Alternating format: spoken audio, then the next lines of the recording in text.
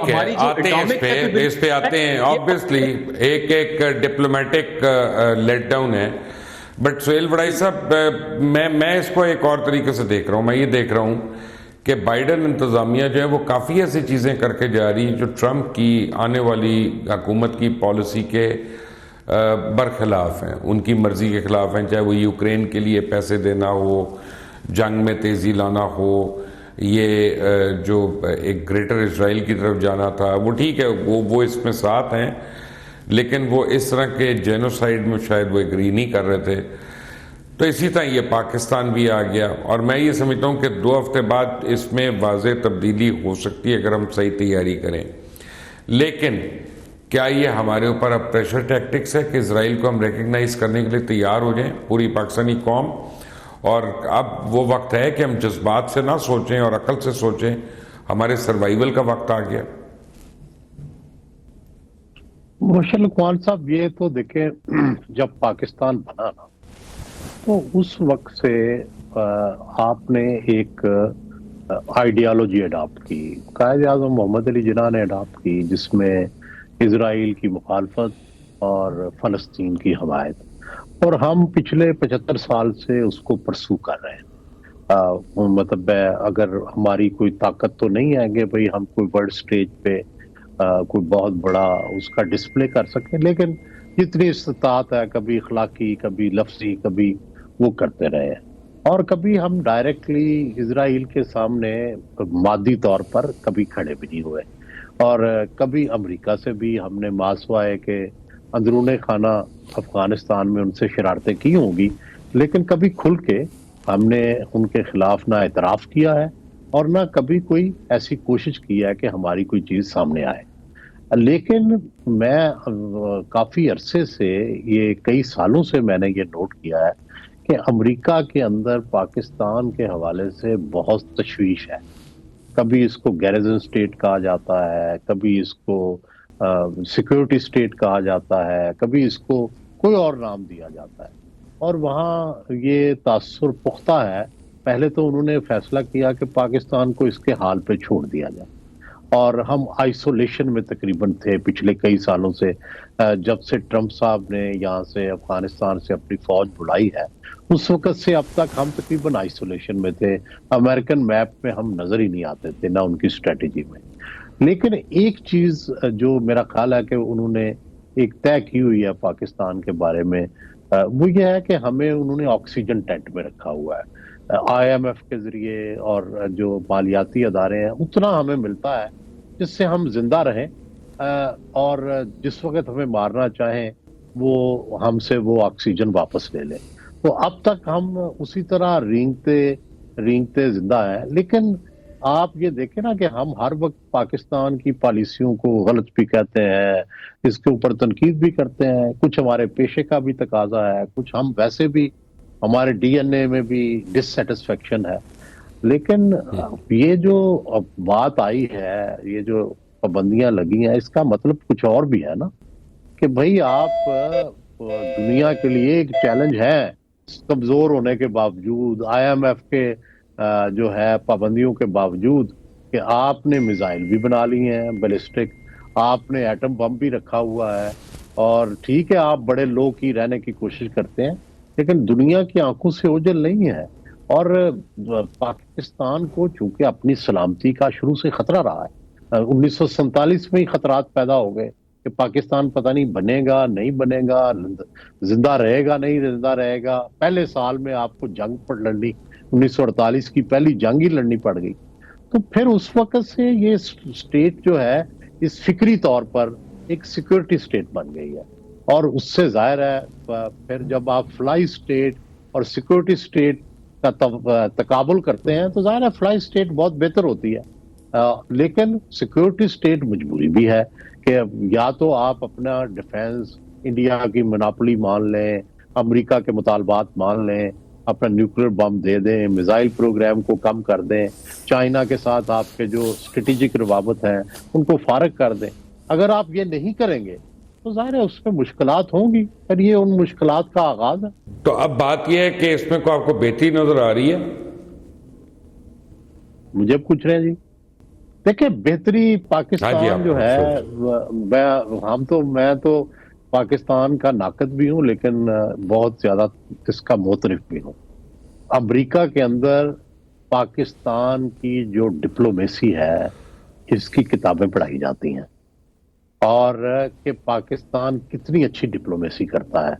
آپ دیکھیے گا کہ پاکستان اس کو کس طریقے سے نبھائے گا. ہم آج تک دیکھیں نا امریکہ کی ناک کے نیچے ہی آپ نے ایٹم بم بنایا نا, اور تو دنیا میں کوئی ملک بنا نہیں سکا. ٹھیک ہے, ہوتے ہوئے آپ نے کی سروائیو کیا اور روسی مناپلی کے اندر تھا. جب بھارت نے بنایا تو وہ روسی مناپلی کے اندر تھا, سوویت یونین کے اندر تھا.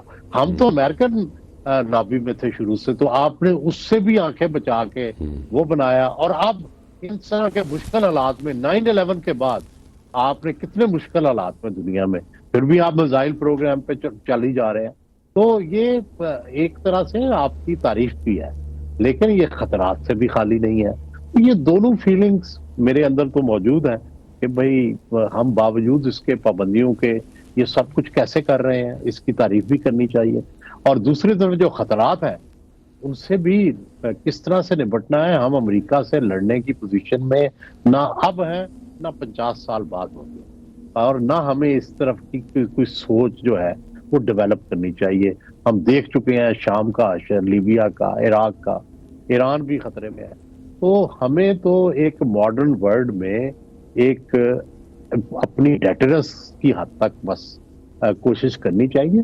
باقی ہمیں ورلڈ کے ساتھ چلنا چاہیے. ہم کوئی ویسٹ کے مخالف نہیں ہیں, نہ یہ تاثر دینا چاہیے. عادل صاحب چلے ایک لمحے کے لیے انٹرنل پالیٹکس پہ آ جاتے ہیں کہ آپ نے کہا تھا کہ انٹرنل اپنا اگر ہماری بہتر ہو جائے گی کنڈیشن تو ہم باہر بھی مقابلہ کر لیں گے, یہ اپنا پوائنٹ آف ویو دے سکتے ہیں.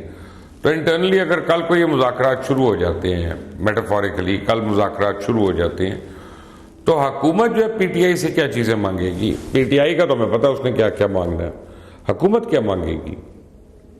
میں مبشر بھائی ایک کوئک سا کمنٹ کروں گا جو وڑائے صاحب نے کہا. دیکھیں وی آر ویری پراؤڈ کہ ہم ایک ایٹمی طاقت ہیں اور مسلم ایٹمی طاقت ہیں, لیکن ہم نے یہ اچیو کیا تھا جب تو اس کے تقریباً 26-27 سال گزر چکے ہیں, اور اس اچیومنٹ پہ ہم سب کو فخر ہے, لیکن اس اچیومنٹ کو ہم بیٹھ کے اب کھا نہیں سکتے. اب ہمیں ایک اکنامک طاقت بننا ہے, ہمیں اپنی کمزوریوں پہ زیادہ اس وقت میرے خیال میں کہ فوکس کرنا چاہیے. جو ہماری سٹرینتھس ہیں وہ تو دنیا مانتی ہے, اور دنیا اسی وجہ سے ہم پر یہ دباؤ اور یہ ساری چیزیں جو ہیں وہ برقرار رکھے گی اور آئندہ بھی وہ ہوں گی.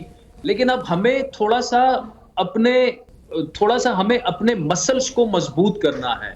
آپ کو پتا ہے کہ آپ کے گھر کے اوپر اب کوئی اٹیک نہیں کر سکتا, آپ ایٹمی قوت ہیں. چلے وہ تو ٹھیک ہے نا, ہم ریزنز تو پتہ ہیں, آگے آ جائیں. کیا مانگے گی حکومت ان سے اس وقت؟ جی تو حکومت ان سے کچھ مانگنے کی پوزیشن میں نہیں ہے. اصل معاملہ تو یہ ہے مبشر لقمان صاحب کہ دیکھیں 2 شرائط ہیں پاکستان تحریک انصاف کی. انیشلی اسیران کی رہائی اور 26 نومبر کو جو بھی وہ کمیشن وغیرہ کا وہ کہہ رہے ہیں. لیکن حکومت کے اندر اس وقت 2 آرام موجود ہیں. ایک تو یہ ہے کہ آپ اگر ان کے ساتھ بیٹھ جاتے ہیں اور تھوڑے بہت معاملات آگے کی طرف چلتے ہیں تو یہ گورنمنٹ کے لیے جو ہے یہ کوئی اچھا سائن نہیں ہوگا, کیونکہ اس کے علاوہ گورنمنٹ اور کیا بیچتی ہے. اینٹائی عمران جو ایک نیریٹو گورنمنٹ کا ہے اس وقت, اگر وہ حکومت میں ہے تو obviously اس کی ایک بڑی وجہ جو ہے وہ خود عمران خان ہے, اسی لیے مسلم لیگ نون گورنمنٹ میں بیٹھی ہوئی ہے. ایک نقطہ نظر یہ ہے کہ نہیں جی اب پولیٹیکل انسٹیبلٹی ختم کرنی ہے اور آپ بیٹھیں اور آپ ان کے ساتھ جو ہے مذاکرات ایٹ لیسٹ وہ شروع کریں. تو گورنمنٹ اگر جو بھی مانگے, عمران خان کے پاس کچھ نہیں ہے گورنمنٹ کو دینے کے لیے. اصل معاملہ جو ہے وہ عمران خان اور اسٹیبلشمنٹ کے درمیان ہے. جب یہ معاملات ٹھیک ہو جائیں گے تو پھر گورنمنٹ کو تو صرف ایک ڈاکومنٹ ہوگا اور اس پہ سائن کرنا پڑے گا.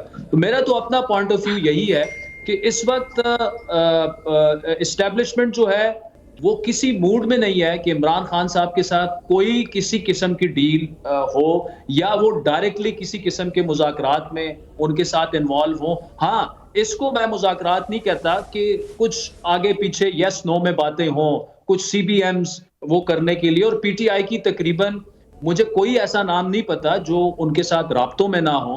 26 नवंबर से पहले भी और अभी भी ये मैसेजिंग होती रहती है। इसको मैं नेगोशिएशंस नहीं कहता, मुज़ाकरात नहीं कहता।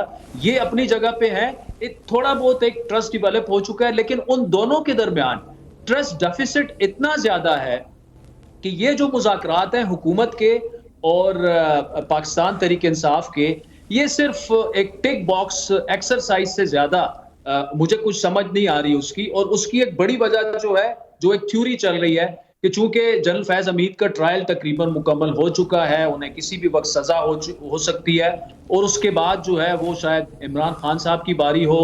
मंडे को एज वी स्पीक नाउ 2 दिनों के बाद 190 मिलियन पाउंड जो है, जिसे ओपन एंड शट केस बहुत से लीगल फ्रेटर्निटी के बड़े माहिर लॉयर मानते हैं कि ओपन एंड शट केस है वो।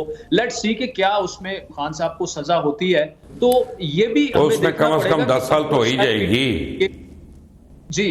अंदाजा पीटीआई को ये भी हो गया है कि खान साहब को अगर सजा हो जाती है और फिर जो सजा जनरल फैज को होती है उसमें भी लिंक्ड हो जाते हैं इमरान खान साहब, तो पीटीआई जो है वो ऑलरेडी, अक्सर सुहेल वड़ाई साहब इस्तिलाह इस्तेमाल करते हैं बंद गली में, तो उन्होंने 2 साल की अपनी सियासी स्ट्रेटेजी से अपने आप को गली में तो बंद कर दिया था, अब वो दीवार से लग चुके हैं।